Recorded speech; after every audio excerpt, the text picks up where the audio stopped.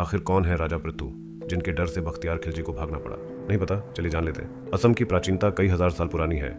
असम का उल्लेख रामायण, महाभारत, पुराणों और अन्य प्राचीन भारतीय शास्त्रों में प्रागज्योतिषपुर के रूप में होता है। बाद में इस राज्य का नाम कामरूप रखा गया, जिसका उल्लेख कई शास्त्रों में भी मिलता है। निदानपुर और दूबी शिलालेखों में नरक, भगदत्त और वज्रदत्त और उनके वंशजों के वंश के राजाओं के बारे में बताया गया है, जिन्होंने 3000 वर्षों तक शासन किया।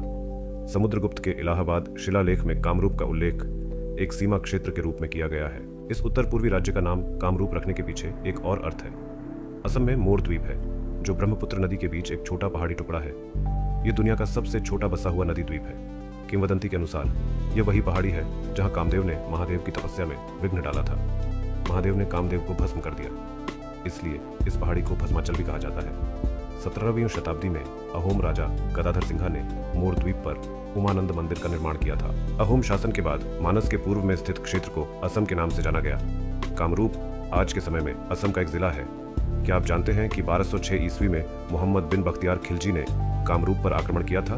उसने 12,000 घुड़सवारों की विशाल सेना के साथ हमला किया था। उस समय कामरूप के राजा पृथु ने खिलजी को बुरी तरह हराया था। इस युद्ध में तुर्की सेनापति ने अपनी पूरी सेना खो दी थी, सिर्फ कुछ ही बचे थे। असम अभियान में बुरी तरह हारने के बाद पूरी तरह बीमार हो चुके मोहम्मद बिन बख्तियार खिलजी ने किसी तरह एक स्थानीय आदिवासी मुखिया की मदद से अपनी जान बचाई और कामरूप से भाग निकला। 13वीं शताब्दी के फारसी इतिहासकार मिन्हाज ए सिराज ने अपनी पुस्तक तबकात ए नासिरी में खिलजी के कई युद्ध क्षेत्र के कारनामों, लूट और भारत में लूटपाट का विवरण दर्ज किया है। तबकात ए नासिरी में कामरूप पर खिलजी के हमले और उसकी हार का विस्तृत विवरण है। इस अवधि के गुवाहाटी के पास एक शिलालेख कामरूप में तुर्की या मुस्लिम सेना की पूरी हार को दर्ज करता है। इससे यह स्पष्ट होता है कि खिलजी ने कामरूप के आंतरिक क्षेत्रों में प्रवेश किया था। इतिहासकार एडवर्ड अल्बर्ट गेट अपनी पुस्तक हिस्ट्री ऑफ असम में लिखते हैं कि बख्तियार खिलजी के असम पर आक्रमण के दौरान कामरूप के शासक ने बख्तियार खिलजी कामरूप पर हमला करने वाला पहला इस्लामी आक्रमणकारी था।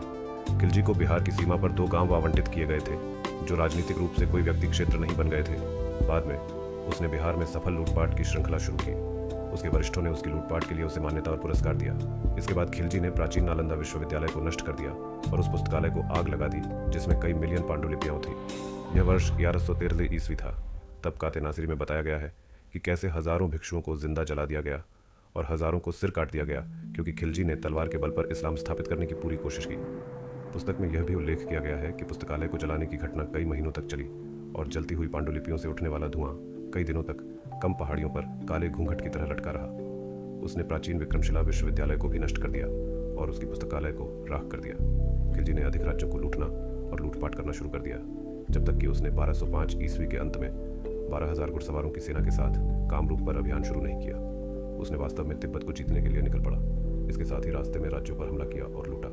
बंगाल के अंतिम सेना राजा लक्ष्मण सेन की हार ने उसके आत्मविश्वास को हिमालय के चारों ओर और उसके पार अधिक क्षेत्रों को जीतने के लिए और बढ़ा दिया। देवकोट, आधुनिक गंगारामपुर, दिनाजपुर के 10 मील दक्षिण में कामरूप पर हमला करने के लिए बख्तियार खिलजी का शुरुआती बिंदु था। कामरूप की सीमा से कुछ मील पहले उसने स्थानीय मेज प्रमुख को इस्लाम में परिवर्तित करने में सफलता प्राप्त की। इस्लाम में परिवर्तित हुए मेज प्रमुख अली ने खिलजी और उसकी सेना को अभियान में मार्गदर्शन दिया। अली के मार्गदर्शन में खिलजी और उसकी सेना बंगाल के पूर्व में वर्धनकोट शहर में प्रवेश कर गई। अली तुर्की सेना के साथ कई दिनों तक चलता रहा, जब तक वे हाजो के पास बरनाड़ी नदी के एक चैनल पर एक विशाल पत्थर के पुल तक नहीं पहुंचे। वर्तमान में यह प्राचीन पत्थर का पुल एक छोटे से झील के बीच में स्थित है, क्योंकि समय के साथ बरनाड़ी नदी ने अपना रास्ता बदल लिया है। तबकात नासिरी में उल्लेख है कि इस स्थान पर जहां विशाल पत्थर का पुल स्थित है, खिलजी की सेना ने ऊपर की ओर 20 मेहराबों वाले तराशे हुए पत्थरों का पुल बनाया। आगे बढ़ने से पहले खिलजी ने अपने 2 सेनापतियों और एक सैनिक दल को पुल की रखवाली के लिए नियुक्त किया, जब तक कि वह वापस न आ जाए। कुछ और दिनों तक पहाड़ी इलाकों और खतरनाक जंगलों के बीच मार्च करने के बाद खिलजी और उसकी सेना कामरूप के राज्य में पहुंची, जो घनी आबादी वाला एक खुला क्षेत्र था। गांवों के बीच में एक मजबूत किला था। खिलजी की सेना ने तुरंत कार्रवाई शुरू की, गांवों की लूटपाट और चोरी। कामरूप पर उस समय राजा पृथु का शासन था, जो नरकासुर से अपने वंश का पता लगाते थे। वे देवी दुर्गा के एक रूप कामताश्वरी की पूजा करते थे। कनाई बरासी शिलालेख 1206 ईस्वी में कामरूप पर आक्रमण करने वाले तुर्कों के विनाश का वर्णन करता है। कोच राजवंशी, बोडो और केओट जनजातियां भी इस क्षेत्र और आसपास के क्षेत्रों में निवास करती थीं। स्थिति की गंभीरता को जानकर तीनों जनजातियों ने पृथु को अपना समर्थन दिया। कामरूपी सेनाओं ने संयुक्त रूप से खिलजी की सेना पर हमला किया। जनजातीय सेना की बहादुरी ऐसी थी कि कई तुर्की सैनिक मारे गए। खिलजी की सेना आगे नहीं बढ़ सकी। खिलजी के कई सैनिक कैदी बना लिए गए। पहली लड़ाई के पहले दिन खिलजी को भारी नुकसान हुआ। लड़ाई अगले दिन फिर से शुरू होनी थी। इस बीच खिलजी को पता चला कि राजा पृथु एक बड़ी सेना के साथ उन पर हमला करेंगे, जिसमें करमपट्टन के पड़ोसी शहर से एक प्रशिक्षित घुड़सवार सेना शामिल होगी। तुर्की प्रमुख ने हार का अंदेशा कर लिया, इसलिए उसने उसी रात अपना शिविर तोड़ दिया और वापस लौटने लगा। लेकिन राजा पृथु ने रास्ते में तुर्की मुस्लिम सेना पर हमला कर दिया। एक उग्र लड़ाई हुई। खिलजी ने अपनी और भी अधिक सेना खो दी। कई सैनिकों को पकड़ा गया। खिलजी 100 सैनिकों के साथ पत्थर के पुल तक पहुंचे, जहां उन्हें पुल का मध्य मेहराब टूटा मिला। कामरूप की सेनाओं के पीछे खिलजी और उनकी सेना को तैरकर नदी के दूसरी तरफ जाना पड़ा। तेज धारा ने सैकड़ों मोहम्मदन सैनिकों को डुबो दिया। केवल खिलजी और कुछ ही बच सके। नदी के पार अली और उनकी जाति ने खिलजी को बंगाल पहुंचाने में मदद की। असम के असफल अभियान के बाद खिलजी बीमार हो गए और देवकोट में जनरल अली मार्दन द्वारा हत्या कर दी गई। कामरूप में खिलजी के सैकड़ों सैनिकों को राजा पृथु ने पकड़ा। उन्होंने क्षमा मांगी और पृथु ने उन्हें मुक्त किया, साथ ही बसने की व्यवस्था की। यह हिंदू राजाओं के धर्म के अनुसार युद्ध में बंदियों के साथ व्यवहार का हिस्सा था। उन्हें आवश्यक सामान दिए गए और चूंकि वे गौड़ बंगाल से आए थे, उन्हें गौड़िया नाम दिया गया। यह असम में इस्लामिक बस्तियों की शुरुआत का प्रतीक बना।